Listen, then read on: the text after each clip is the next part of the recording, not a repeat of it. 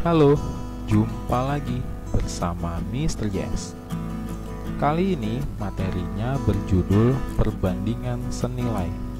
Materi ini dipelajari pada mata pelajaran matematika kelas 7 semester genap kurikulum 2013.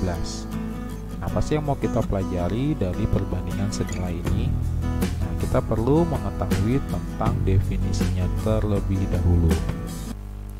Pada perbandingan senilai, jika nilai besaran yang satu naik, maka nilai besaran yang lain juga naik. Sebaliknya, jika nilai besaran yang satu turun, maka nilai besaran yang lain juga turun. Nah, maksudnya seperti apa? Nah, kita lihat ilustrasi seperti berikut.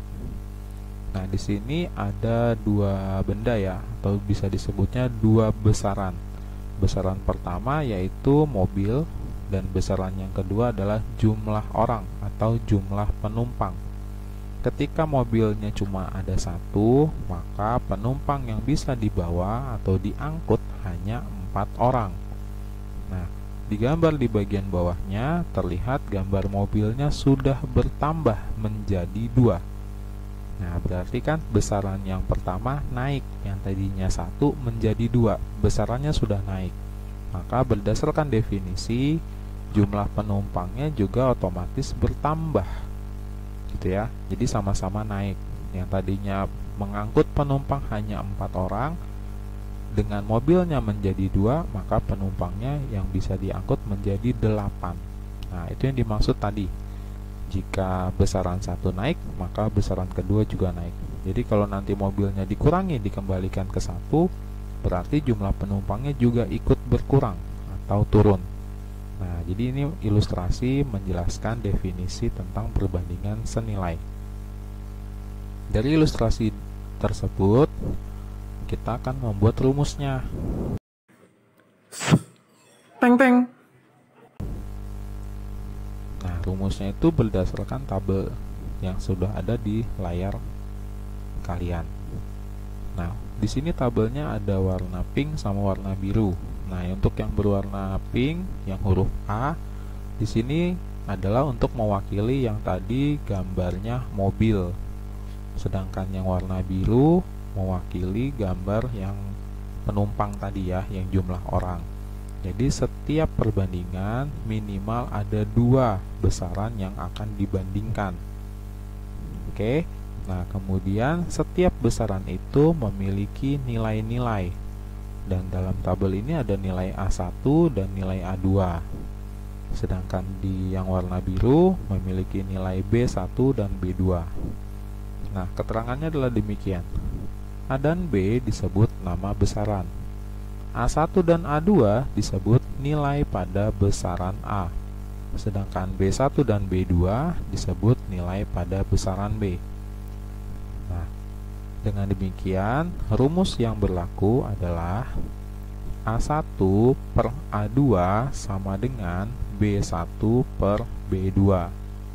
Atau bisa juga dibaca A1 berbanding A2 sama dengan B1 berbanding B2.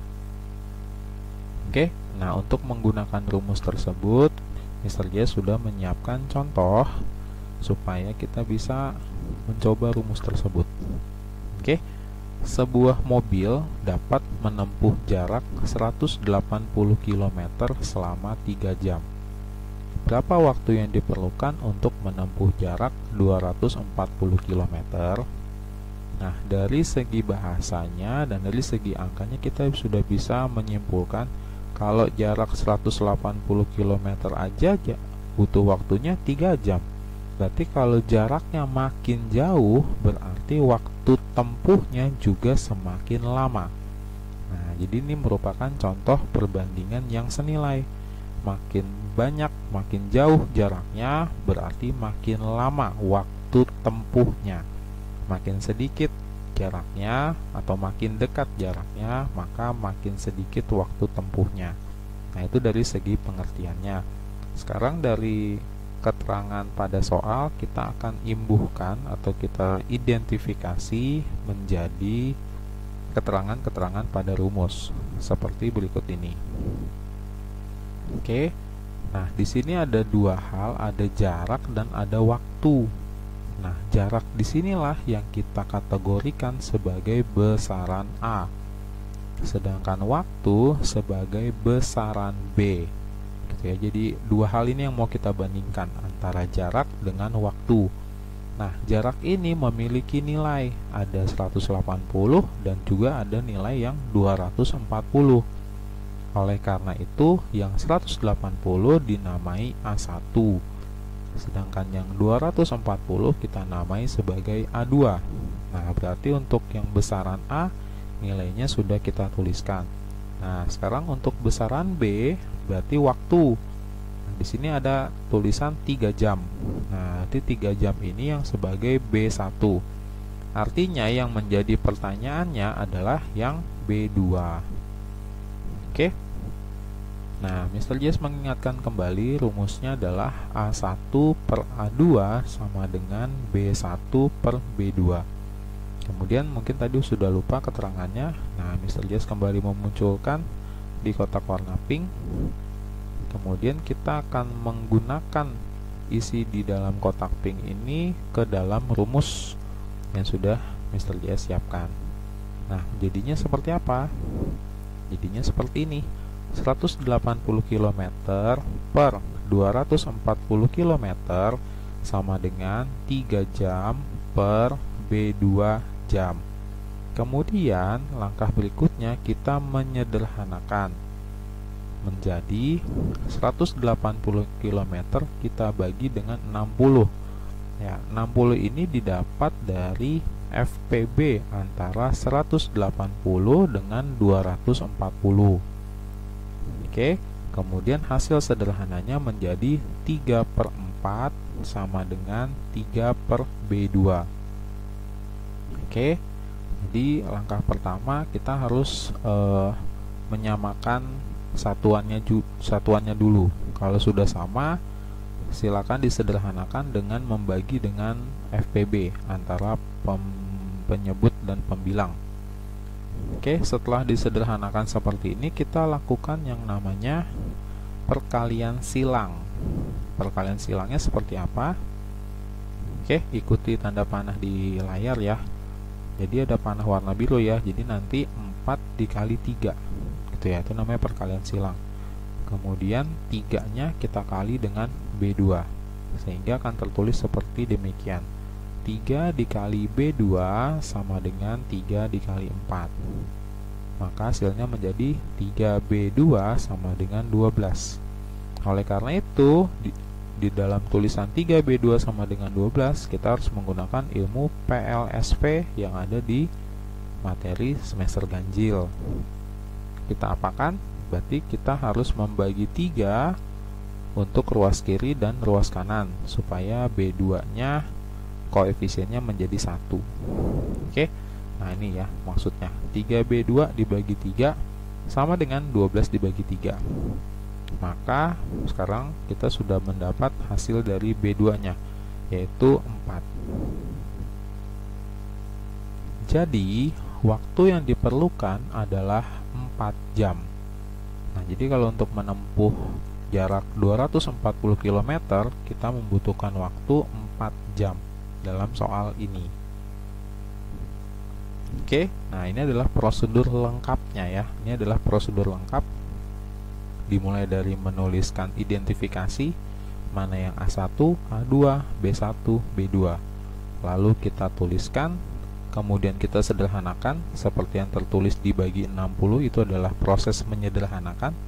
Kemudian melakukan perkalian silang, dan yang terakhir menggunakan ilmu aljabar dan PLSP ya, PLSP untuk menentukan jawaban akhirnya.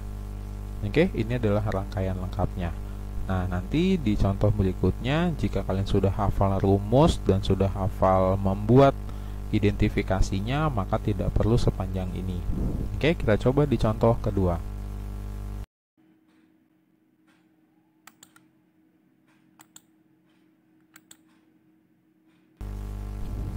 Harga 3 kg apel adalah Rp36.000.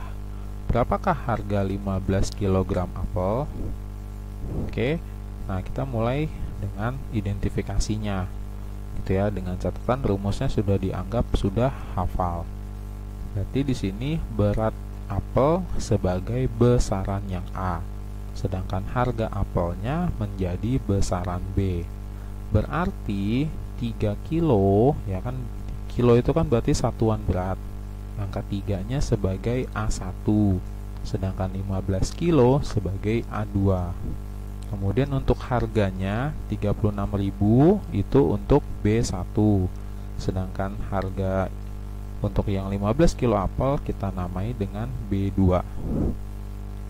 Kemudian setelah itu kita masukkan ke dalam rumus, sehingga tertulis menjadi 3/15 sama dengan 36.000 per B2. Kemudian kita sederhanakan ya, 3 dan 15 sama-sama kita bagi 3, sehingga menjadi 1/5 sama dengan 36.000 per B2. Kemudian kita lakukan perkalian silang, sehingga tertulis 1 dikali B2 sama dengan 5 dikali 36.000.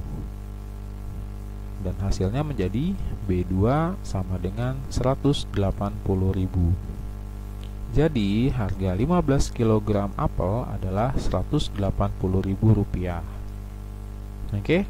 Nah, jadi ini maksudnya seperti itu ya. Jadi jika kalian sudah memahami, nanti lama-kelamaan identifikasinya pun boleh tidak perlu ditulis lagi, jadi bisa langsung melakukan perhitungan ya. Langsung bisa masuk ke 3/15 sama dengan 36.000 per B2. Kemudian untuk pertanyaan atau untuk variabel B2 ini boleh diganti dengan variabel lain, karena B2 termasuk variabel. Sesuatu yang belum diketahui maka kita bisa gantikan dengan variabel. Jadi kalian boleh nanti di latihan soal, boleh tulisan B2 atau tulisan yang ditanya boleh diganti menjadi huruf X atau variabel yang lain ya, menjadi Y, Z boleh gitu ya. Kemudian dari contoh 2 ini bisa kalian simpulkan bahwa yang satuannya sama itu bisa berpasangan gitu ya. 3 kilo pasangan dengan 15 kilo gitu ya, karena dia sama-sama apel. Makanya kita tuliskan berpasangan 3/15 gitu ya. Nah, kemudian yang 36.000 itu kan tentang harga, tentang uang. Maka yang B2 juga jawabannya kan tentang uang. Jadi mereka berpasangan. Oke, jadi itu sedikit masukan saja supaya lebih mudah memahaminya. Kalian hanya perlu memasangkan antara besaran satu sama besaran yang kedua. Oke, kita ikuti contoh yang ketiga. Teng teng. Sebuah motor dapat menempuh jarak 18 km dengan 2 liter bensin. Nah, untuk menempuh jarak 396 km diperlukan bensin sebanyak titik-titik liter atau berapa liter. Nah, seperti yang Mr. Jess tadi katakan di contoh kedua, di sini kita bisa dengan mudah memasangkan antara jarak 1 dengan jarak 2. Berarti kita memasangkan antara angka 18 dengan 396 karena sama-sama jarak. Sedangkan yang 2 liter bensin kita pasangkan dengan titik-titik liter. Nah, titik-titik itu bisa kita ganti dengan variabel. Gitu ya. Nah, itu pemahamannya.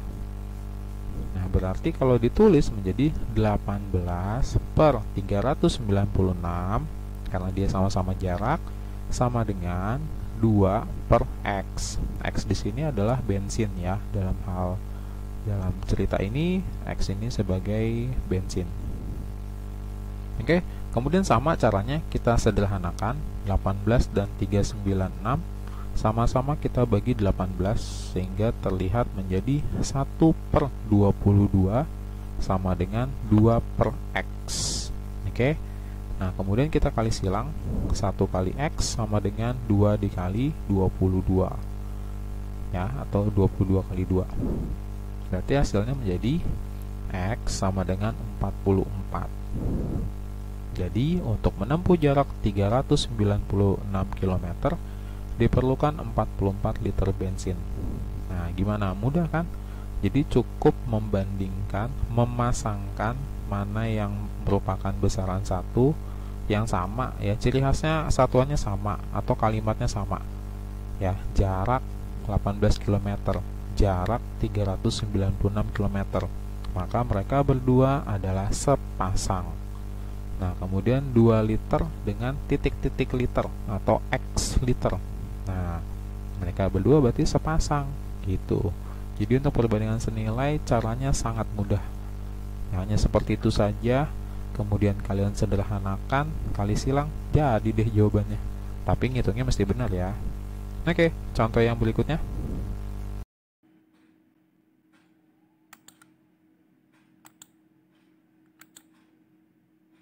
Contoh 4. Tinggi tumpukan 14 buku yang sama adalah 80 cm. Jika terdapat 21 buku, maka tinggi tumpukan buku tersebut adalah titik-titik. Oke, nah kita tinggal baca aja. Di sini ada 14 buku dan ada 21 buku. Berarti kan kita bisa tulis 14 per 21 sama dengan, nah di sini ada angka 80 cm dengan titik-titik cm. Berarti jika kita tulis dengan lengkap, 14 per 21 sama dengan 80 per X. Kita sederhanakan, sama-sama kita bagi 7. Jadi 2 per 3 sama dengan 80 per X. Kemudian kita lakukan kali silang, menjadi 2 kali X sama dengan 3 dikali 80.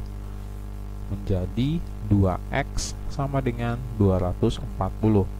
Kemudian kita gunakan PLSP, berarti kita bagi 2 untuk kedua ruas, supaya 2X bisa menjadi X. 2X dibagi 2 sama dengan 240 dibagi 2. Berarti X-nya adalah 120. Dengan demikian, tinggi tumpukan 21 buku adalah 120 cm. Oke, mudah sekali ya menggunakan atau mengerjakan permasalahan-permasalahan perbandingan senilai. Oke, demikian penjelasan untuk materi kali ini. Semoga bermanfaat ya. Dan terima kasih untuk kalian yang sedang menonton video ini. Jangan lupa like, share, and subscribe. Sampai jumpa lagi di video belajar bareng Mr. JS.